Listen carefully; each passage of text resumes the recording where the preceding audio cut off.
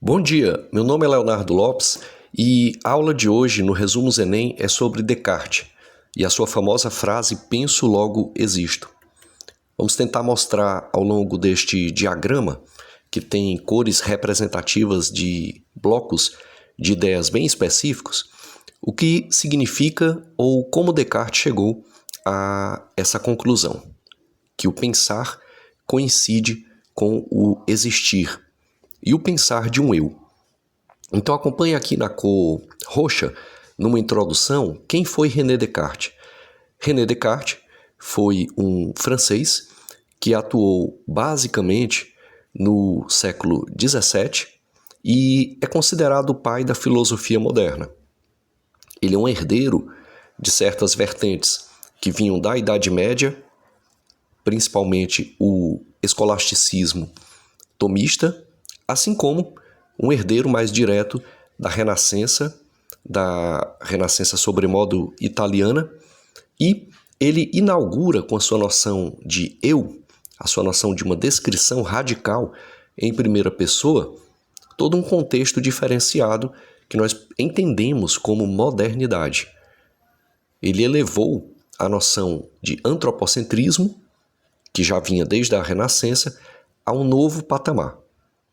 É uma época de questionamento das certezas tradicionais. Você tem uma ruptura, uma passagem, uma transição de um modo de vida que ainda carregava muitos traços medievais, mas já permeados por contextos renascentistas e que agora assumem um novo nível com a noção cartesiana de um eu que vai culminar em processos históricos grandiosos como o Iluminismo, a Revolução Científica, a própria Revolução Francesa, entre outros. Acompanhe aqui na cor azul o contexto histórico e filosófico. Como já dissemos, é o século XVII, ele é herdeiro do Renascimento, ele é herdeiro do processo de Reforma Protestante. Lembremos que, se analisarmos a Reforma Protestante, retirando, ou pelo menos analiticamente pensando, sem o viés de fé, sem o viés denominacional, a reforma é também um movimento de antropocentrismo. Afinal, agora, a explicação das Sagradas Escrituras poderia ser feita por qualquer pessoa, em qualquer língua, e não mais como na Idade Média pela Igreja Católica Romana ou pelo latim. Falamos também já da Revolução Científica, e é uma época de incertezas, onde a dúvida, e aqui entenda-se que não é uma dúvida qualquer, mas uma dúvida hiperbólica, uma dúvida exagerada, essa dúvida vai recair como metodologia principal do filosofar da época, entre vários autores, Descartes inclusive, questionando conhecimentos tradicionais. Então acompanhe aqui na cor verde a questão da dúvida metódica, que é essa dúvida hiperbólica, a dúvida gradual, passo a passo. Então veja aí, duvidar de tudo que possa ser questionado. Essa foi a grande metodologia de Descartes. Ele utilizou a dúvida exagerada, para duvidar de tudo aquilo com o qual a visão central de mundo dele havia sido erigida. O objetivo dele era encontrar uma certeza absoluta.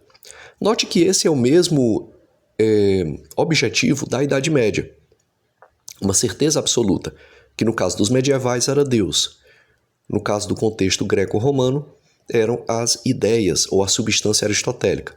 Descartes também tem esse mesmo princípio, mas agora essa certeza absoluta, ela vem não mais pela metafísica ontologia, como dos antigos, e também não vem mais pela fé, como nos medievais, mas ela vai vir agora pela razão, que é uma razão que com o tempo se tornará a chamada razão iluminista. Mas muito bem, vamos aqui ainda na cor verde, quais são as etapas da dúvida metódica de Descartes. Primeiramente, Descartes vai dizer que os nossos sentidos enganam. Ou seja, no processo de conhecimento, e todo esse processo aqui é um processo epistemológico, é instaurar o conhecimento a partir dos homens, Descartes vai dizer que os sentidos nos enganam. Então, os sentidos não são uma boa fonte, nem para começar, nem para terminar um processo de pesquisa científica, por exemplo. Descartes vai apelar radicalmente para a razão. E, ainda continuando, Descartes duvida também das autoridades e tradições, mostrando que não são confiáveis. Ou seja, todas as autoridades, todas as tradições, seja as tradições metafísicas da antiguidade, seja as próprias tradições dogmático-religiosas da Idade Média, da Igreja Católica, tudo isso Descartes coloca em suspensão. Ou seja, ele coloca de lado para poder, então, erigir a sua filosofia. Descartes também vai dizer que as percepções imediatas podem ser ilusórias. Ele vai duvidar, por exemplo, se as outras pessoas existem, se ele existe. Vai duvidar se tudo aquilo que é material e que nos aparece pela visão, que ele vai chamar de res extensa, ou seja, a coisa extensa, ele vai duvidar disso. Por fim, depois de tudo duvidar, Descartes vai chegar à hipótese do gênio maligno, de que talvez esteja sendo enganado por um gênio maligno. Só fazendo um paralelo aqui, uma contextualização, essa hipótese do gênio maligno, ela aparece, por exemplo, no filme Matrix, de 99, salvo engano. Lá no Matrix, o gênio maligno seria justamente as máquinas, que enganam o Neo e fazem com que ele esteja lá, naquele casulo cheio de tubos, ao mesmo tempo que colocam ilusoriamente que ele está no ambiente urbano. Bem, na cor laranja chegamos então ao cogito, o penso logo existo. Essa é a descoberta da primeira certeza. Descartes vai mostrar que, depois de tudo duvidar, ele não pode duvidar de que está duvidando. Ou seja, essa é a primeira grande certeza cartesiana, de que ele não pode duvidar de que está duvidando. Por isso, essa dúvida, que não pode ser negada, a de que está duvidando, é um tipo de pensamento, é um tipo de pensar. E isso implica para ele existência. Ele faz essa passagem, e é uma forma bastante paradigmática de pensar o pensar, mas ele vai mostrar que pelo pensamento implicitamente se gera existência. E essa é a base do conhecimento seguro. Ele chega a essa noção de que pensar gera existir, e que ele é um eu que pensa, e que por isso existe. Note que esse eu que pensa, ele está, por conta de todo o processo de dúvida anterior, apartado de algo material. Ele é como se fosse uma pulsão racional, ou, se quisermos falar, uma mente sem corpo. Na cor amarela temos aí o significado filosófico disso.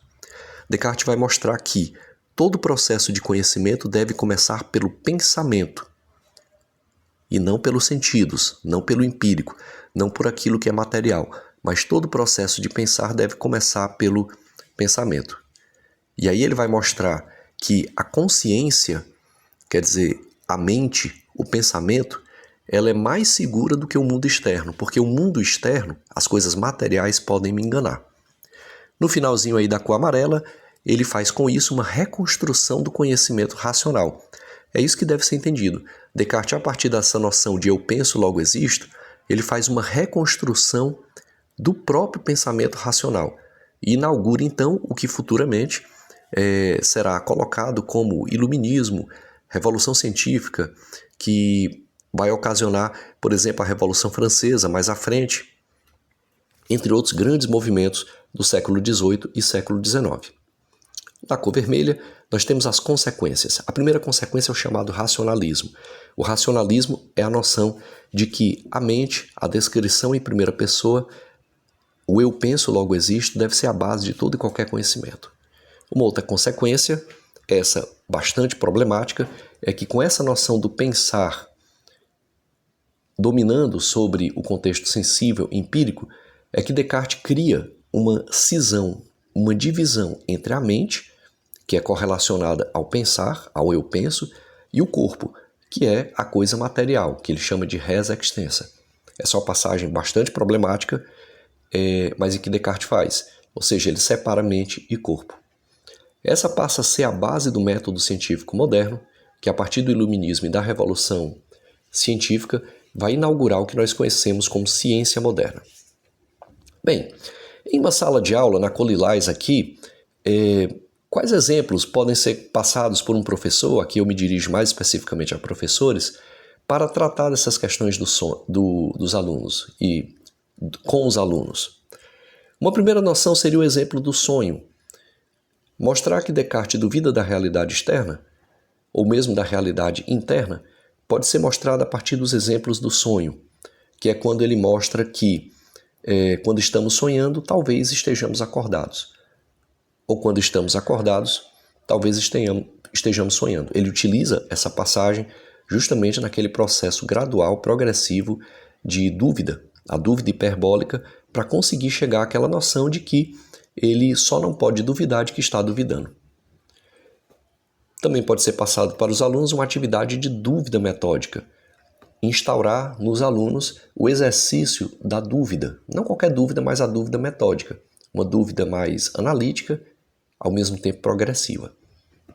Como conclusão, aí na última cor, o que o pensamento de Descartes tem a nos ensinar? Primeiro, ele faz uma valorização do pensamento crítico, na medida em que ele critica todo o contexto de autoridade anterior, todo o contexto das tradições anteriores e critica as noções de senso comum, inclusive. Muitas vezes a filosofia ela se depara com esse grande desafio. O senso comum ele instaura a obviedade.